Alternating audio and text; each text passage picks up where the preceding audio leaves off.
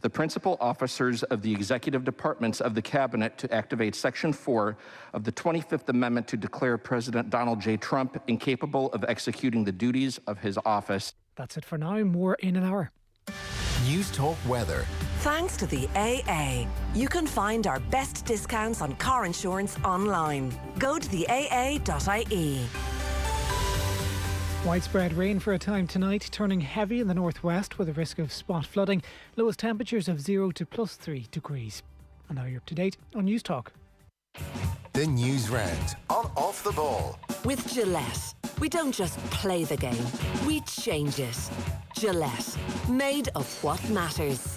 This is News Talk. Hello there, you're very welcome along to Monday evening's Off the Ball. Joe Molloy with you this evening through until 10 o'clock. Golf has joined the ranks of those abandoning Donald Trump's sinking ship. We're going to talk to Lawrence Donegan this hour. It's busy on and off the field. Meanwhile, Keith Wood, Rory O'Connor on Monday Night Rugby. Also, between 8 and 9, we'll hear from Annalise Murphy, Olympian. She was part of our Nullig Naman show yesterday. Had some very interesting things to say about weight and body image. We'll bring you some of that. And then, after 9 o'clock on the football show, Dan McDonnell on this Damien Duff business, amongst other things. And then from Scotland, Robert Grieve, as Celtic stock goes from low to lower. 53106 is the text number. We're at Off the Ball on Twitter. Richie McCormack, hello to you. Hey Joe, happy Monday. Likewise, and the aforementioned, and he will be along on the football show, Dan McDonnell of the Irish Independent with us for the news round as well. On Damien Duff, Dan, far more questions than answers, I'd put it to you thus far. Yeah, I guess so. I mean, in terms of what's in the public domain, it's very, it's clouded, but I think at the same time, what's out there in sort of weekend news reports would be fairly accurate, I think, in terms of the reasons behind his departure and why he's gone that way, in the sense that there was a sort of a frustration with the FAI and working for the FAI, I think, as opposed to like a breakdown with Stephen Kenny or anything like.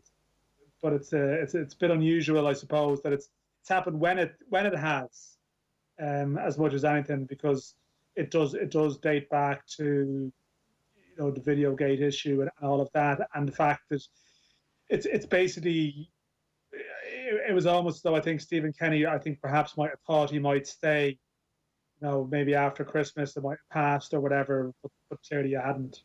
And do we know, is it all about Videogate, or have there been other issues which have irritated Duff? I think you're right to say that it's not, or to sort of speculate that it's not 100% about one thing. And to be clear, I'm not claiming to have a close relationship with Damien Duff and know 100% what it's about, but I'm sort of picking up, I suppose, what's going around and how it's been interpreted by people who are very conscious, are dealing with the decision and sort of processing it. And I think some of the reads of why he's left have taken a very literal interpretation of the FAI, in the sense of thinking, well, it's the Blazers, it's the FAI. I think it's more of a general Damien Duff not being 100% on board with the FAI. I'm not sure if he'd be madly enamoured, say, with he's very heavily involved with youth football in Ireland now. He's with Shelburne. I'm not sure if he's necessarily mad on, say, Rue Doctor and some of the FAI decisions in that area, and just the FAI overall. But I think obviously he was going to resign, basically, to do with Videogate. So that certainly seems to be a case where he's maybe frustrated with the association generally, and this absolute nonsense brings things to a head, and he thinks, I'm just done with this now. And he is quite single-minded and has left jobs before. He left the Celtic job. It's sort of interpreted that he left the Celtic job to come home for the Ireland job. My understanding was he was leaving Celtic anyway, and that he is his own man when it comes to it, making a decision, and he's sort of followed through on this one, whereas a lot of people would normally go, God, this shower, I'm not mad on them, but they'd stick out the job. And there is no doubt, and let's be honest about it, let's not sugarcoat it, it's very damaging for Stephen Kenny that he's left, because it weakens him. And it leaves open speculation while Duff's out there because he's not happy with things and so on. And I don't think that's the reason why he's gone. But at the same time, it's left open for people to speculate around that. That's probably why he will have to address this. Oh, I think he will, and that's the other reason that there are more questions than answers.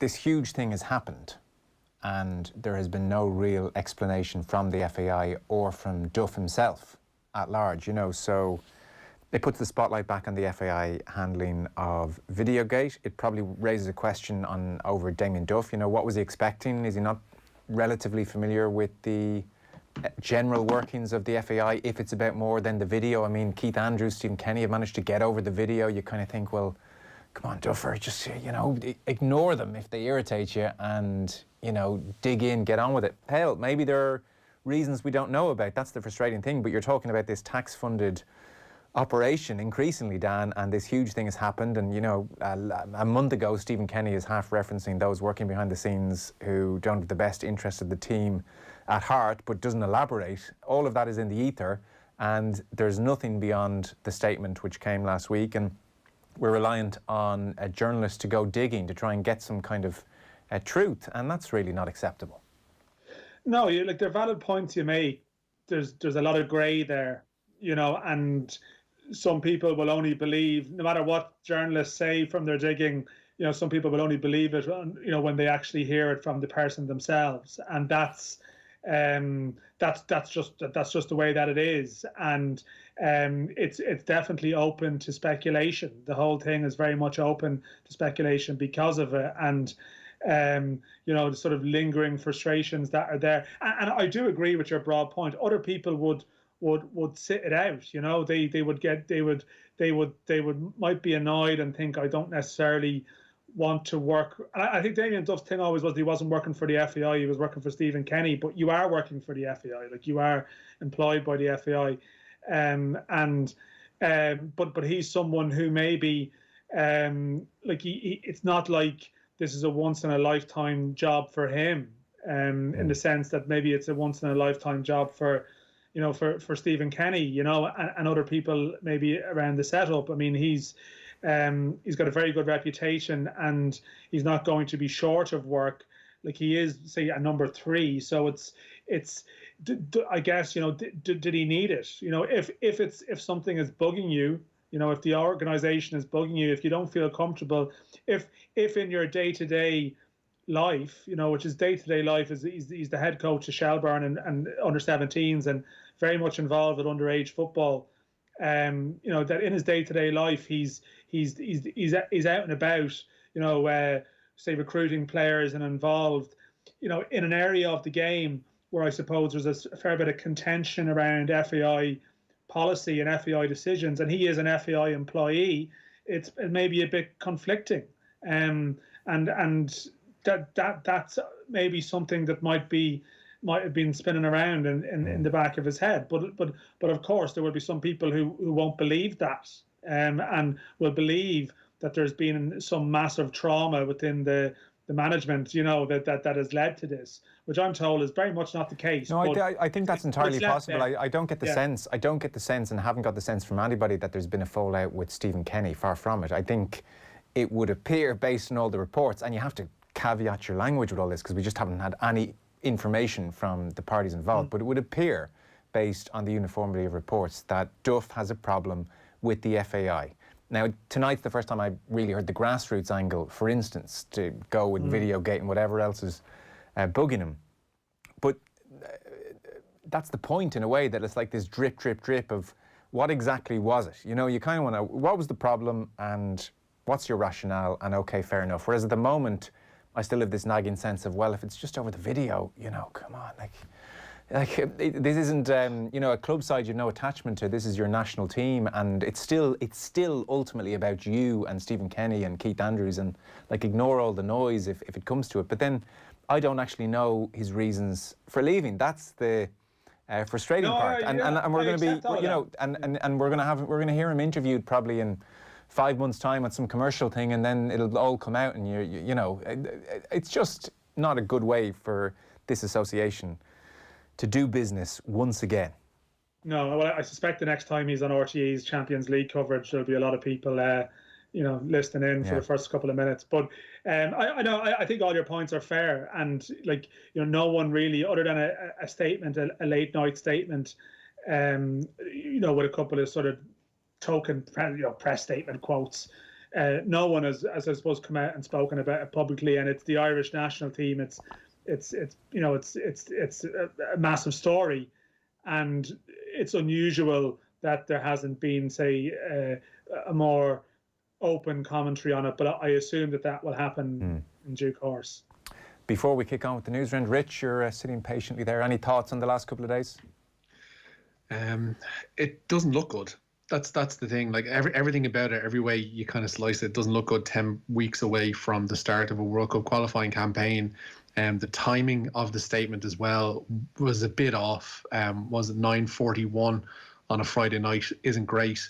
The fact that it seemed fairly curt on both sides probably doesn't paint an accurate picture of everything that's gone on either. They were both kind of one-line statements from Duff and from Stephen Kenny, so it leaves us asking these questions, and it's another open sore that Stephen Kenny's going to have to deal with in his next press conference, whenever that might be, in the lead up to the Serbia game, or whenever.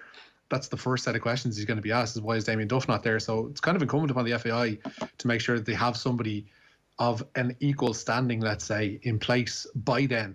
Because if not, it's going to leave a really ugly stink over the start of that qualifying campaign. Yeah. Like, for instance, looking at some of the texts coming in, Michael in Blackrock, lads, this is complete nonsense on Duff's part. Not dissimilar to the time George Lee became a TD and gave up 3 weeks in because it was a bit hard. Duff has let Stephen Kenny down big time here after he put his trust in him. That's a Michael in Blackrock text.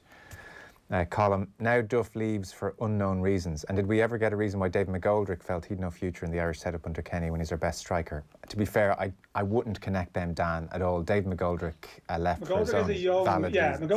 McGoldrick has a young family and is in possibly his last season as a Premier League player. We'll see. I mean, that's where things were with Sheffield United. And unfortunately, he's going to be, once Ireland were out of the Euros, the next major tournament is December 2022 in Qatar, where David McGoldrick is going to be, I think, 35, and he has to extend his club career. Damien Duff actually did something similar at the end of his own career. He retired after Euro 2012 and played on for a couple of years. So, no, I don't think it's fair to link those. Now, there is, there's a new era feel to maybe some decisions that have been made, all right, and maybe McGoldrick didn't see himself being a part of that. But no, I don't. I think to conflate the two is mischievous. But some people are doing that, but not surprising. It is.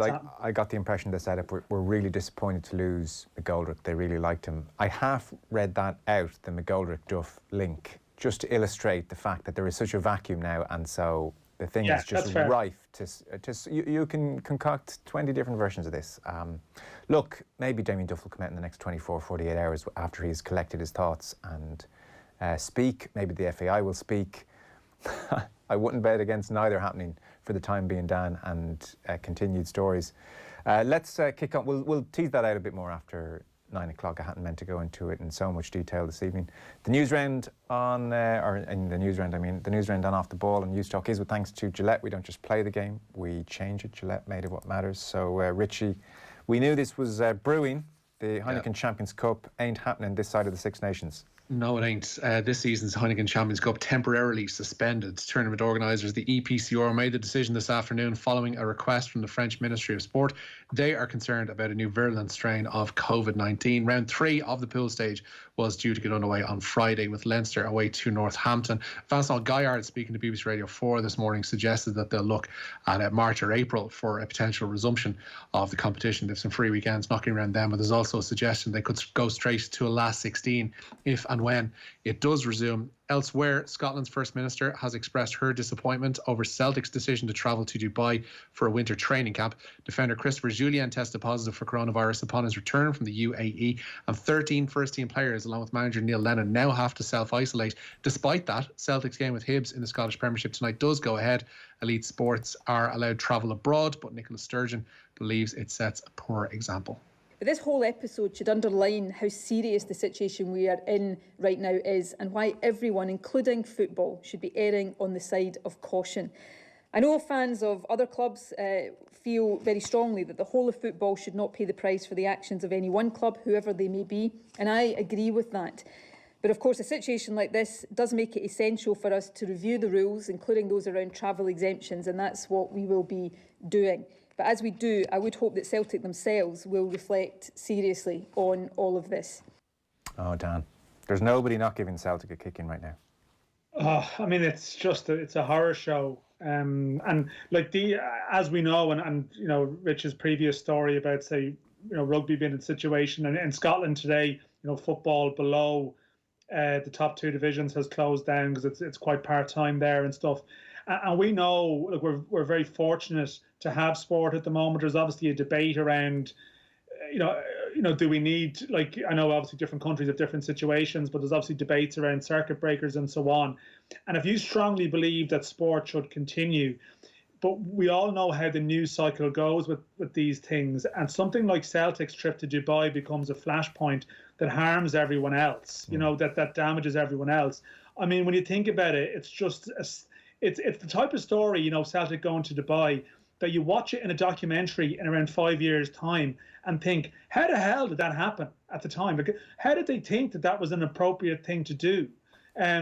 Regardless of whether everything was being done within the right protocols and so on. I mean, the fact is, in some ways, it's like in some respects, there's something admirable about the fact that they have followed the proper procedure and admitted that like 13 players and the coaching staff count as close contacts, because at other times these things are ripe for cover-ups, you know, and they, in some ways, you know, they just had to come out and accept it and take the kicking for what they did. But the fact that it was an injured player that they got on a flight with, I mean, you just can't, you can't even comprehend it. And even the statement they put out wasn't exactly contrite, and it's more like we know with all of this stuff. I mean, there's the letter of the law and the spirit of the law, and you know what they've done is just mess up so badly that yes, they weren't allowed to do it, but that doesn't matter. Like, you know, that really doesn't matter. It's they didn't need to do it, and they're paying a sort of an incredible price off the back of the season that they're having. Like, it's one thing after another, but this is next level idiocy. Well, maybe that documentary in 5 years will be the Rangers 5 in a row documentary, Dan. Maybe that's the perfect jumping off point. John Kennedy, the club's assistant manager, did concede, Richie, that the picture of Neil Lennon and Scott Brown on the beach in Dubai, beers at the table, clearly not social distancing, even he said that was a bleak picture. So I'd say there's plenty of head scratching in there now. They're probably wondering themselves, how did we actually do that? What were we thinking?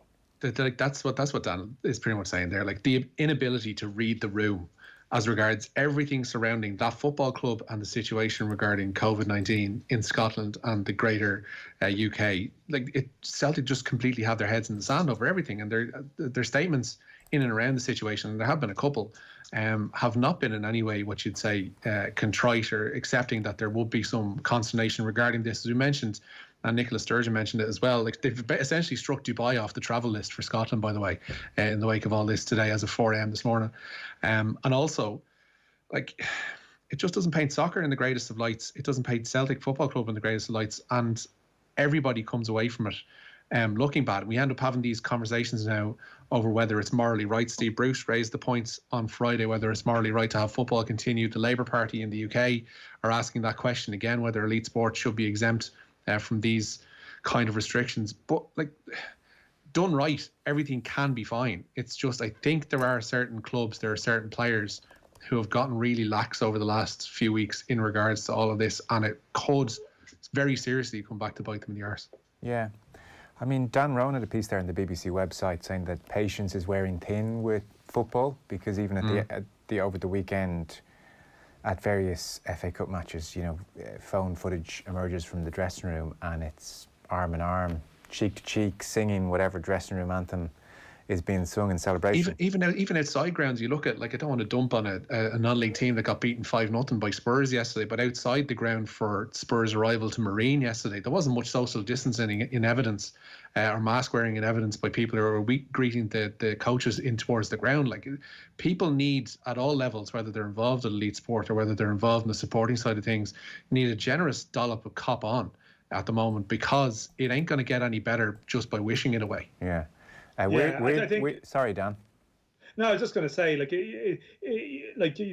are flashpoint instances, as you say, and it does seem like the dial is turning a bit in the UK towards we've seen it at various points here. There's like a Berlin bar or something that is a moment that stimulates a broader debate. Like they've had huge issues with the Women's Super League in England, with a number of players going on holidays to Dubai, including one high-profile Irish player too.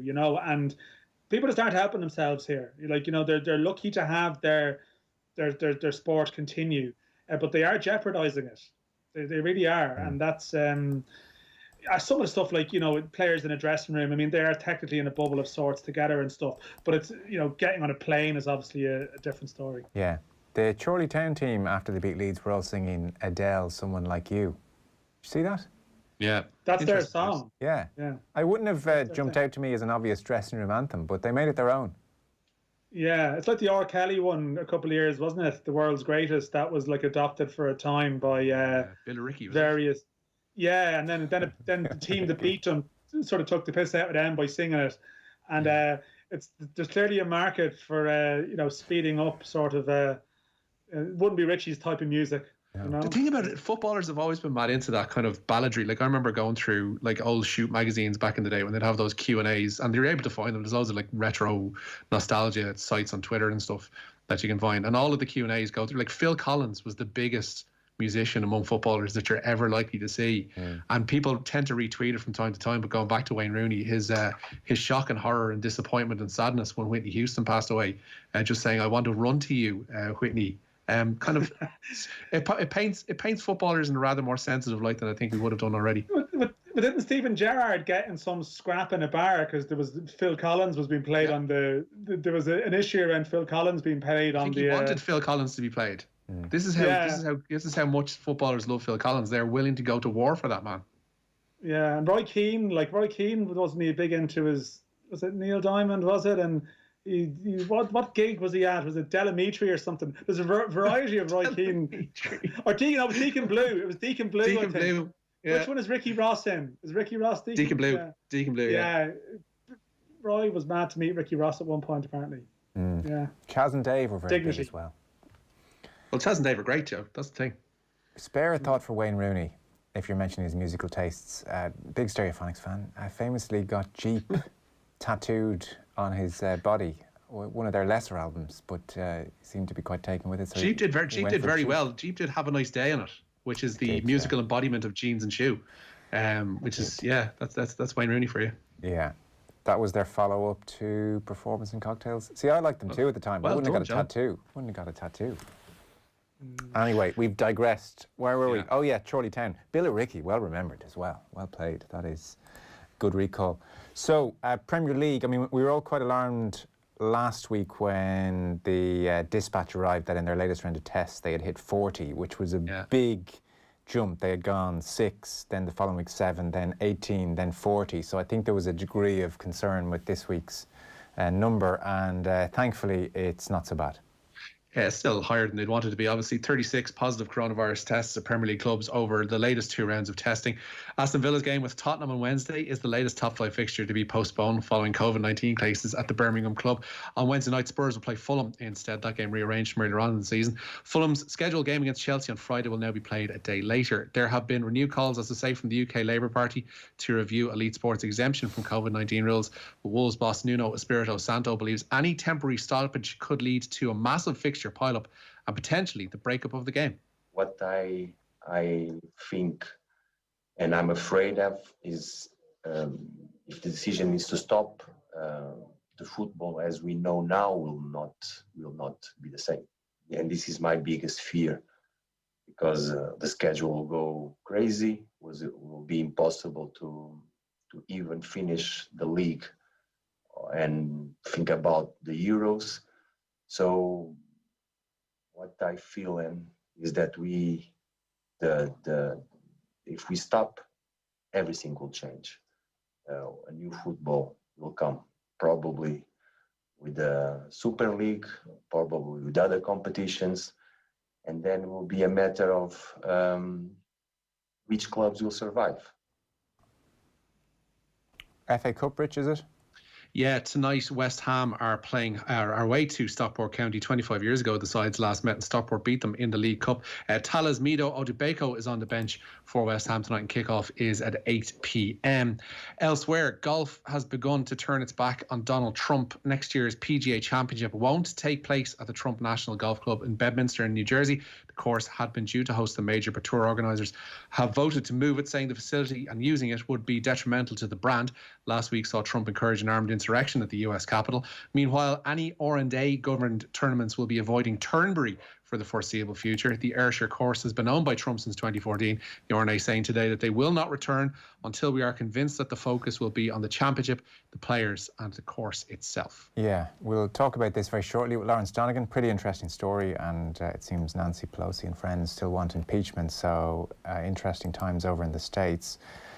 Somebody has texted in to say that Drumcondra Football Club Everywhere by Fleetwood Mac is their tune in the dressing room afterwards, so that's subject to confirmation. I would like a video, please. And Jay in Dublin. Lads, what's with all the hugging, spitting and handshaking going on in football? I thought there were supposed to be fines, etc. Where did all that disappear to? I mean, that is quite true, Dan. I do find myself watching some fairly cosy interactions on my TV from the Premier League, just pretty routinely now. It's like they've kind of said, look, you're in a bubble, I'm in a bubble. What's the point in avoiding all the norms? Yeah, I think wasn't Pep talking about hugs or something over the weekend? Yeah, they brought in a new directive to try and ask the players not to hug each other when they score a goal, not to celebrate. And Pep said, of course, listen, we'll try and do it. But I mean, you know, the world being the world, that's going to be tricky. Yeah, I think there is more of an example setting point with that stuff. I can see how players would feel insulated because they're in this tight bubble. Doesn't excuse it, but you can see how that's happening. They are being tested more regularly than the general public are. You know, there's weekly tests in the Premier League and stuff. So that's probably given a false sense of security that leads to it. But you're right about the example point, though. I mean, Big Sam set the mask movement back about 5 years, I think. Yeah, like that's. I mean, so this is where you're looking for here. But I mean, do the authorities have the desire to properly push for a sanction on this? Because then you just becomes into like all football things. It's like whataboutery, and you've other clubs pointing out recent instances where other people committed the same offence and so on. It's just a bit of common sense is needed, really, rather than actually discipline, if you know what I mean. It's just a sort of finding a happier medium. Rich, you might bring us one last story. Interesting survey out of Japan, maybe? Yeah, more than 80% of people in Japan believe the Tokyo Olympics should be cancelled or postponed. The figure comes from a new poll conducted over the last few days by the Japanese news agency Kyodo and the Tokyo Broadcasting System. The country is currently dealing with a surge in COVID-19 cases, prompting the government last week to call a state of emergency in the Japanese capital. The games are due to begin on the 23rd of July. Very good. Richie, as ever, thank you. Talk to you tomorrow. Cheers, lads. Dan McDonnell, I'm coming to you 9 o'clock on the football show. I'll be talking to Damien Duff. I want answers. That's all. We'll try and get them by 9, or maybe some alternative replacements. We can discuss that perhaps. Okay. Yeah. Short ad break. Lawrence Donegan talking to us about Trump and golf in just a moment. For all the hardship that he's gone through,